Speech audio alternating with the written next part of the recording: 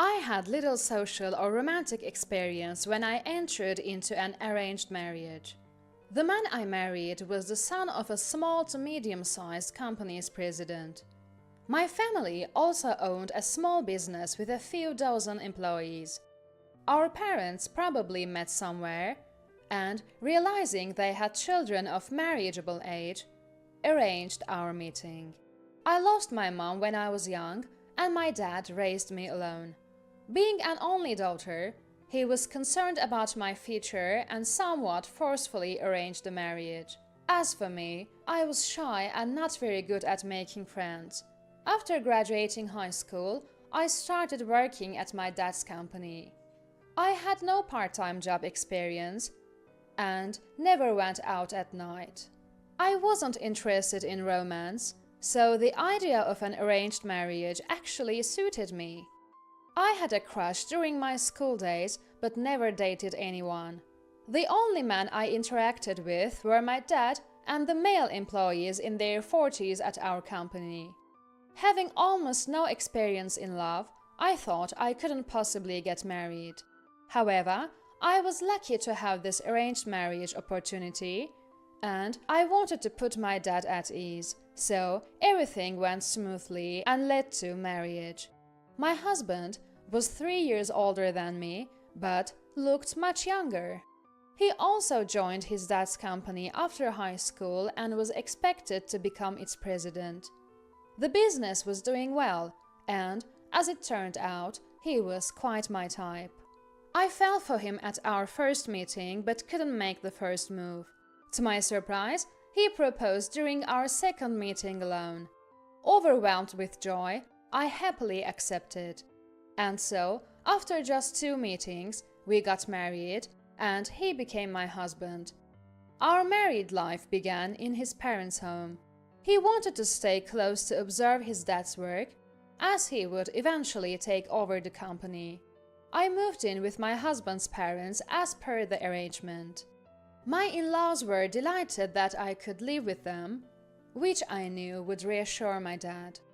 But this feeling was short-lived, starting from the second day of our marriage. I lost my mother when I was young, so I can do all kinds of household chores. Well, I thought I could.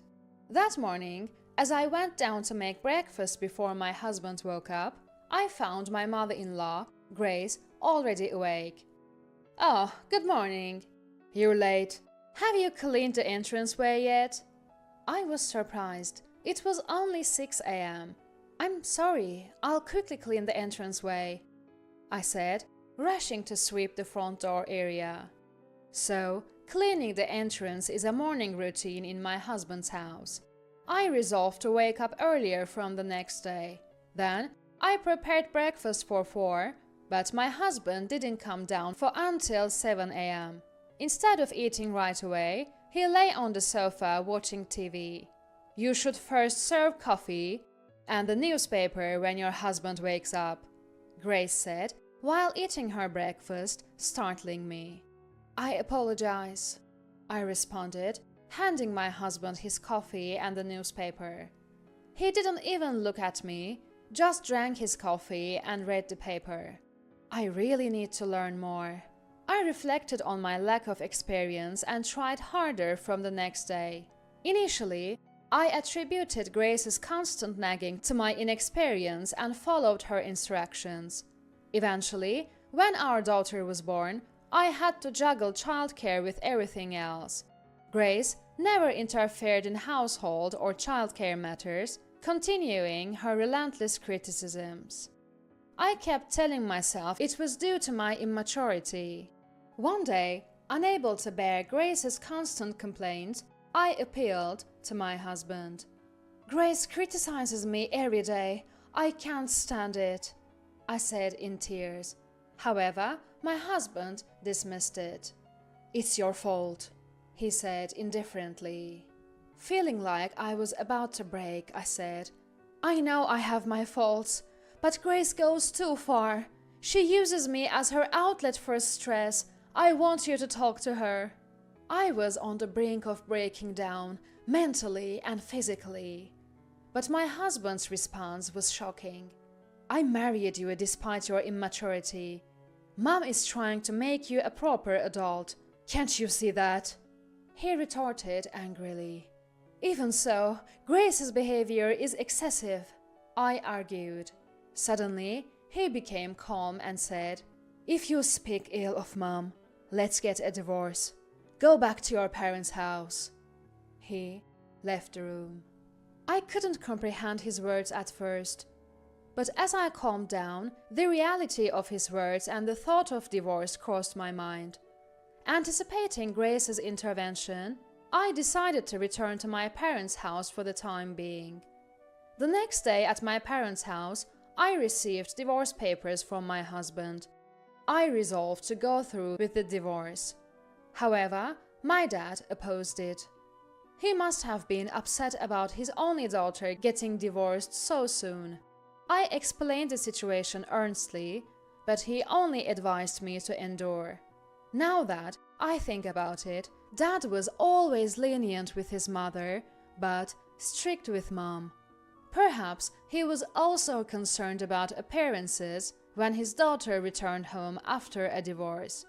In the end, Dad took me back home, where I apologized to my husband and Grace, and things went back to how they were. But since then, Grace's criticisms escalated. One day, as I was busy with household chores, "Coffee," Grace said. Surprised, I replied, "Yes," and served her coffee. It was the first time Grace had asked me for something, though my husband often did. I usually did the cooking, cleaning, and tidying up, but had never been asked to bring coffee or anything else. Maybe she's tired?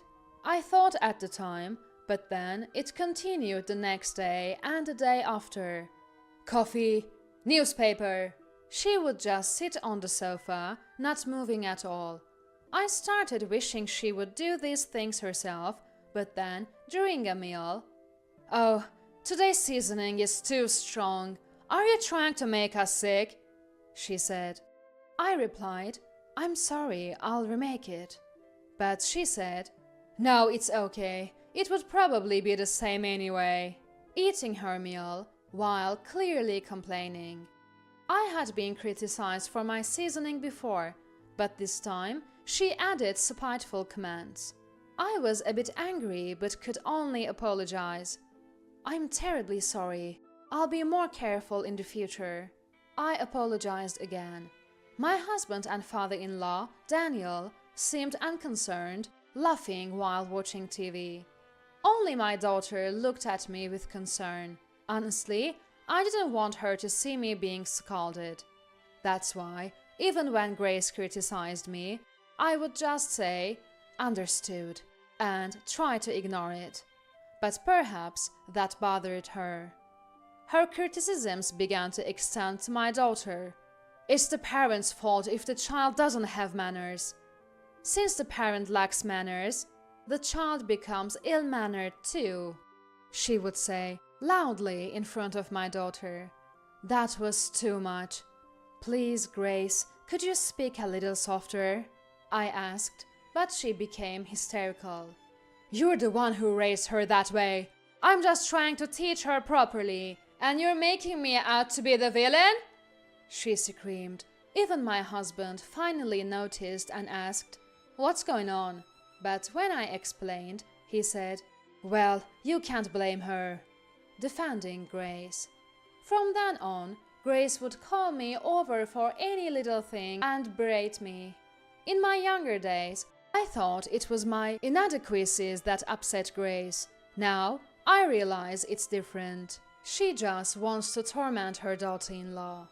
Realizing this, I gradually started to feel a sense of disgust towards Grace.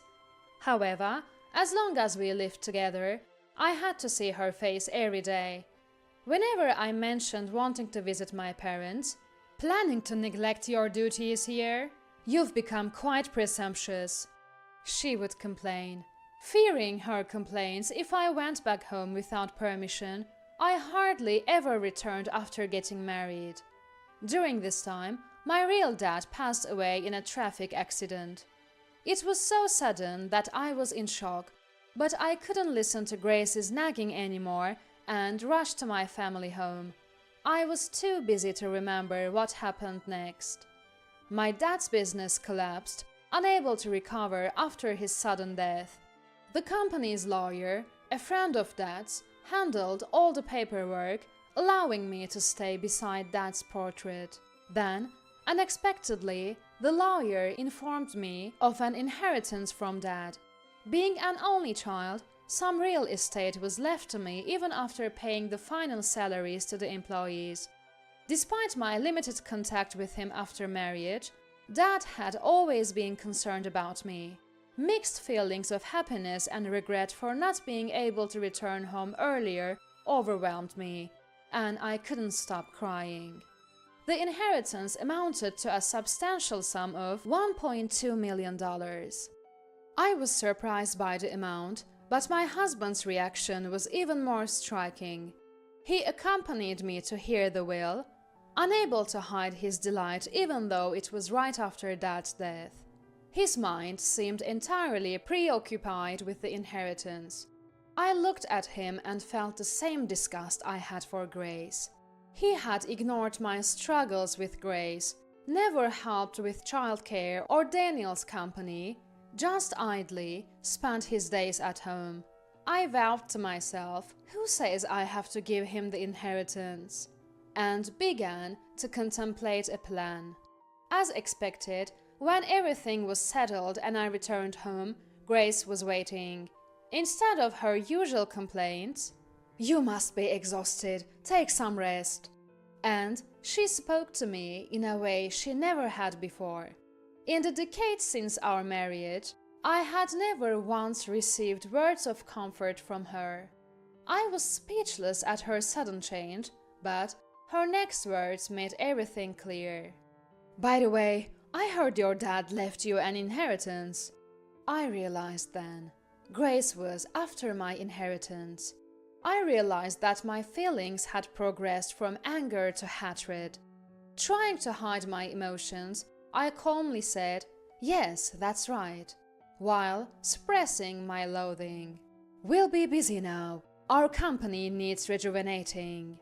Grace mentioned eyeing my inheritance as a means to revitalize their business. The fact that she could discuss such matters so soon after my dad's passing shocked me. "Yeah, the car's been acting up lately too." My husband chimed in, clearly in a good mood.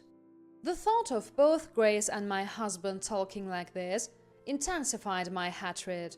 Sensing something was off, my daughter suggested, "Mom, let's take a break," and led me to our room. Thanks to her, I managed to escape the situation. From then on, Grace stopped her nagging, and she and my husband would excitedly discuss plans for reviving the company and look at catalogs for new cars. I suppressed my hatred as I went through each day. In a bold move, they even appointed my husband as the president of the company. He began spending lavishly, giving bonuses to employees and investing in new equipment without restraint. The employees, initially puzzled, soon praised the new president as they benefited from his generosity, and the company buzzed with new life. Even our home gradually underwent renovations, with new appliances for household chores. For a moment, I thought that maybe, if life continued like this, free from criticism and relatively peaceful, it might be bearable. But when I thought of decades of mistreatment and the way Grace and my husband were using that inheritance as if it were their own, my hatred returned, stronger than ever, and I knew I had to execute my plan. The day to put my plan into action arrived. That day was the company's recreational trip. They had never mentioned such a trip before, but this time they decided to take all the employees.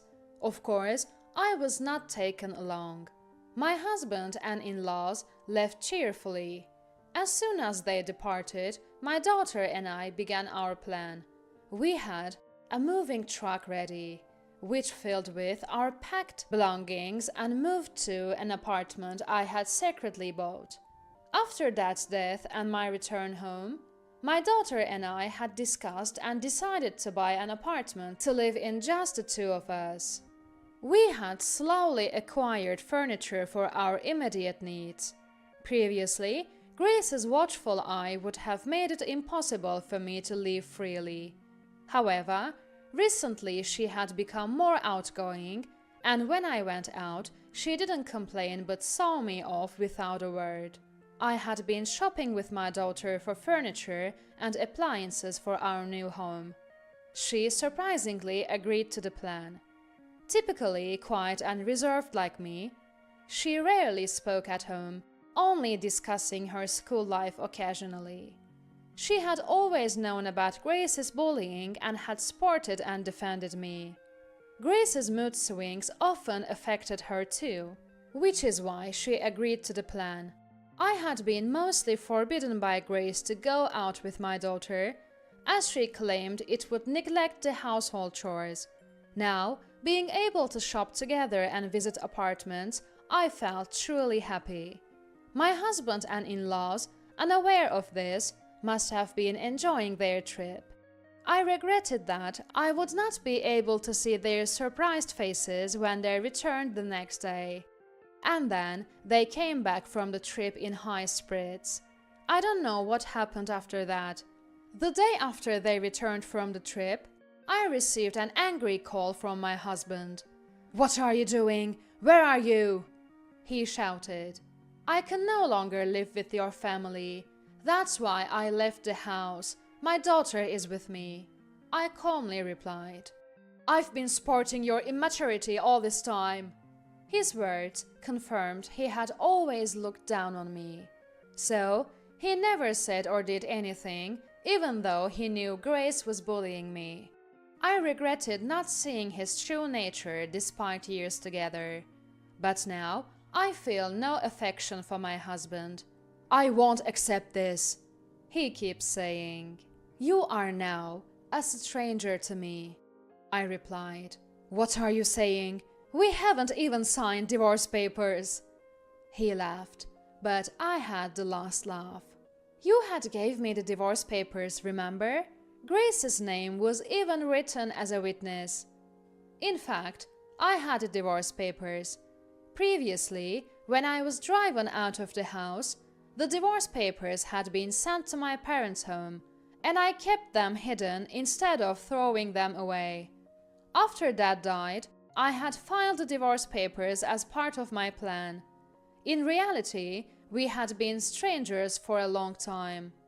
His response was silence. Then I heard Grace's familiar voice. "Do you realize what you've done? This is a crime." Grace's voice, always scolding me, echoed in my ears.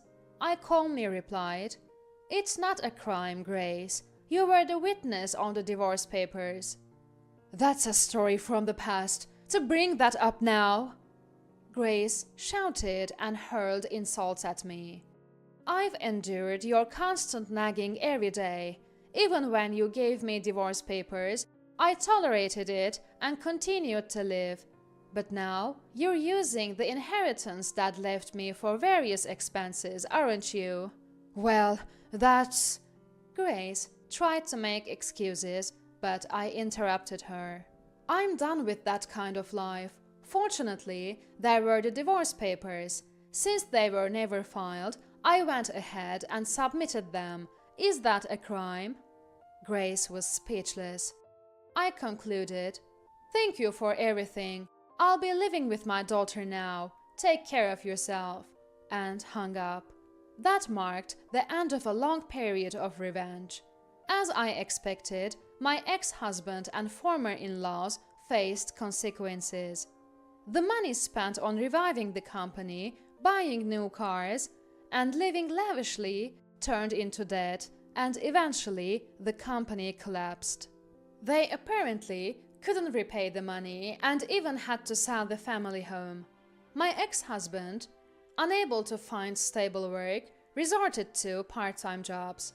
Grace turned to alcohol and was eventually hospitalized with suspected dementia. As for me, even though I have the inheritance dad left, I didn't want to take it easy and instead gained experience working part-time. Having married through an arranged marriage and living without any knowledge of society, it was tough at first, but now I enjoy the satisfaction of earning my own money and my days are fulfilling. My daughter secured a job and is busy working.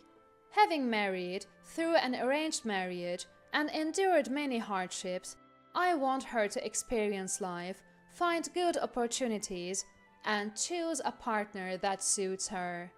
I'm now living life for myself, enjoying it in a way I never did before.